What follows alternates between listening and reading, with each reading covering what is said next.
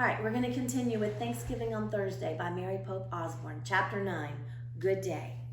Slowly the feast came to an end.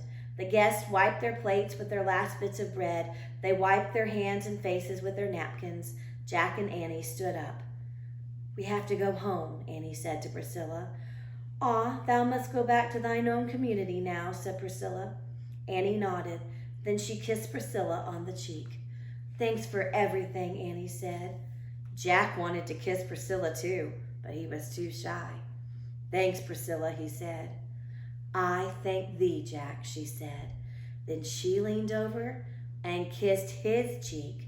Jack felt his face grow red.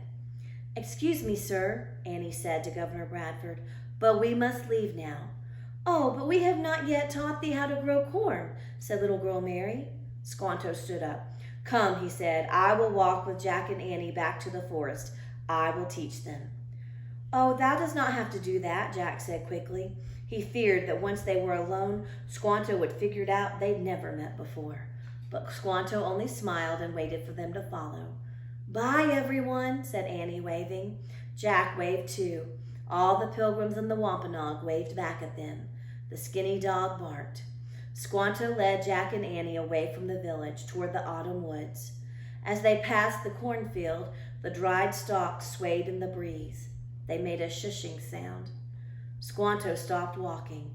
He pointed to the field. "You must plant corn in the spring," he said. "Put the seed in the ground when the oak tree bud is as small as a mouse's ear." "Oh, wait, please," said Jack. He slipped his notebook and pencil out of his bag. It was the first time he'd had a chance to take notes all day. He wrote, "How to plant corn. Oak tree bud equals mouse's ear." Then he looked up at Squanto and nodded. "Dig holes and put 2 rotting fish in each hole," said Squanto. "Rotting fish?" said Annie, making a face. "Yes, rotting fish is good food for the soil, said Squanto. On top of the fish, place 4 corn seeds. Then cover them with dirt." Jack quickly wrote, 2 rotting fish, 4 corn seeds covered with dirt. "Got it," he said, looking up. "I give you these corn seeds to take home," said Squanto. He held up a small pouch. "Thanks," said Annie, taking the pouch. "Thanks a lot," said Jack. "Well, goodbye." Jack was eager to get going before Squanto could ask them questions about the past. "Wait, I have a question," said Annie. "Squanto, why did you say you remembered us?" Squanto's dark eyes twinkled. "I did not say I remembered you," he said. "I only said I remember." "What did you remember?" asked Annie. "I remember what it was like to be from a different world," said Squanto. "Long ago I lived with my people on this shore, but one day men came in ships. They took me to Europe as a slave. In that new land, I was a stranger. I felt different and afraid. I saw the same fear in your eyes today, so I tried to help you."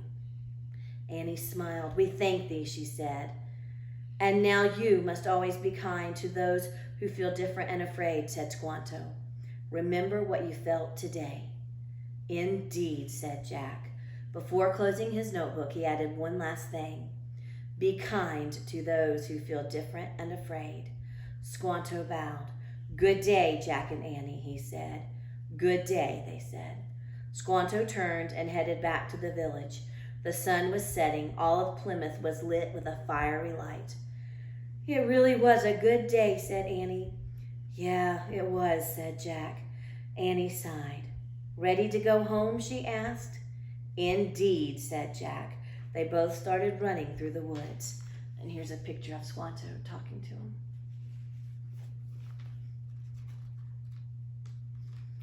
Their feet crunched through the red and yellow leaves. They scrambled up the rope ladder and into the treehouse. From the distance came the sounds of pilgrims singing a hymn and the Wampanoag beating their drums. Annie picked up the Pennsylvania book. She pointed at a picture of the Frog Creek woods. "I wish we could go home," she said. "Goodbye, Priscilla," Jack called. "Goodbye, Squanto," said Annie. "Goodbye, everyone." The wind started to blow. The wind blew harder. The treehouse started to spin. It spun faster and faster. Then everything was still. Absolutely still. That's the end of our chapter. We'll read the conclusion later. Thanks for listening.